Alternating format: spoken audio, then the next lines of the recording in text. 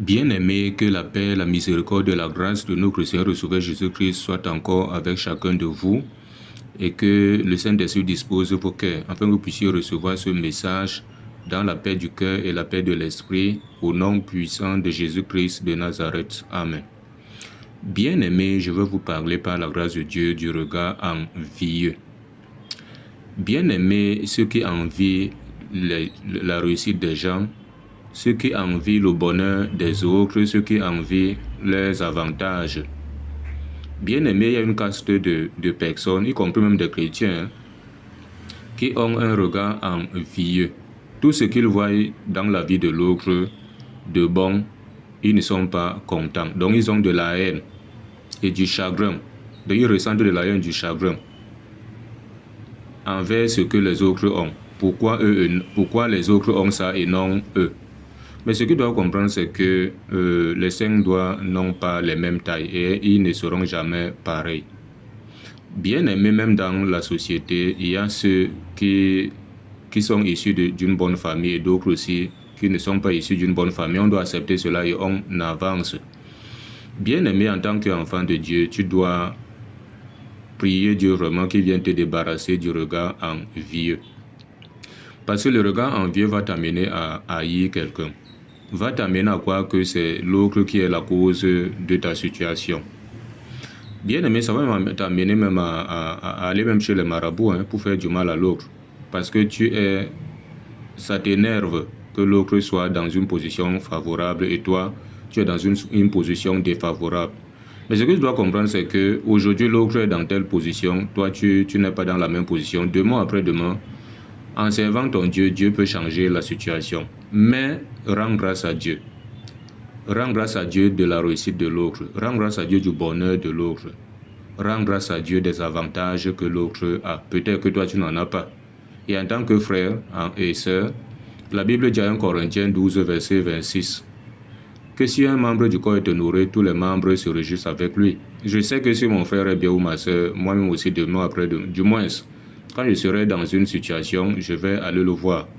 Et il n'attendra même pas que je sois dans une situation pour aller le voir. Lui-même, il saura que ce qu'il a, que Dieu l'a béni avec, lui-même aussi doit partager cela avec les frères et les sœurs.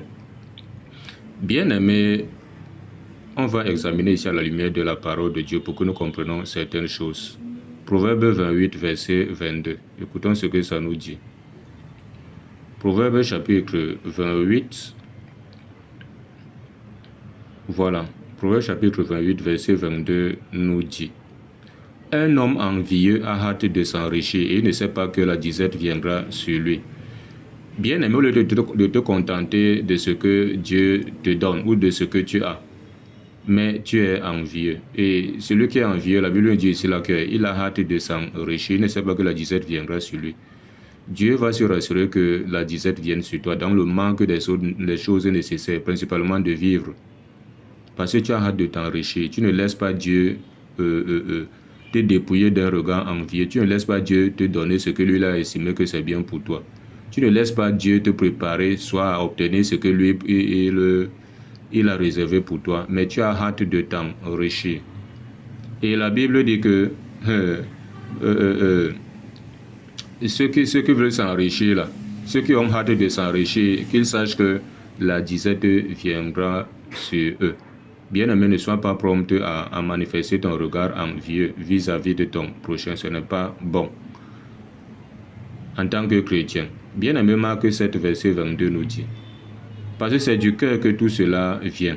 C'est pour cela que il faut prier Dieu vraiment qu'il t'accorde la grâce, que dans ton cœur, le regard envieux soit débarrassé, parce que ce n'est pas bon. Vous voyez, d'autres sont prêts même à commettre l'irréparable, donc à porter même atteinte à l'intégrité physique de l'autre parce qu'ils ont un regard envieux. Bien-aimé, Marc 7, verset 22 nous dit: le vol, la cupidité, la méchanceté, la fraude, le dérèglement, le regard envieux, la calomnie, l'orgueil, la folie. Au verset 23 dit: toutes ces choses mauvaises sortent dedans et souillent l'homme. Voilà les choses qui souillent l'homme, bien-aimé.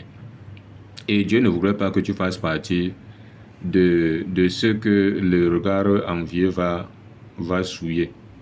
Parce qu'il ne t'a pas appelé à cela. Il t'a appelé à accepter ta condition, à rendre grâce en toutes choses. Il dit à Ephésiens 5, verset 20. Rendez continuellement grâce à Dieu pour toutes choses au nom de notre Seigneur Jésus-Christ. Ephésiens 5, verset 20. Lisez vos Bibles. 1 Corinthiens 13, verset 4. Pour terminer, écoutons ce que ça nous dit. 1 Corinthiens chapitre 13, verset 4 nous dit: l'amour est patient. L'amour est plein de bonté. L'amour n'est point envieux. Donc si tu dis que tu aimes ton prochain, n'envie pas sa chose. Parce que si tu envies sa chose, c'est le péché, ce n'est pas bon. C'est le péché, il faut que tu comprennes cela. Si tu vois la chose de l'autre, détourne tes regards de tout cela. Attends quand Dieu va te donner ta part. Et tu te contentes de ce que présentement tu as là. Attends quand si Dieu veut qu'il va te donner la même chose que lui, il te donnera. Et s'il va te donner autre chose que peut-être plus petite ou plus meilleure que sa chose, tu rends grâce à Dieu et tu avances. Et tu n'auras pas de problème. D'autres dépriment même aujourd'hui à cause du regard envieux. D'autres ont la haine, la colère envers leur prochain à cause du regard envieux.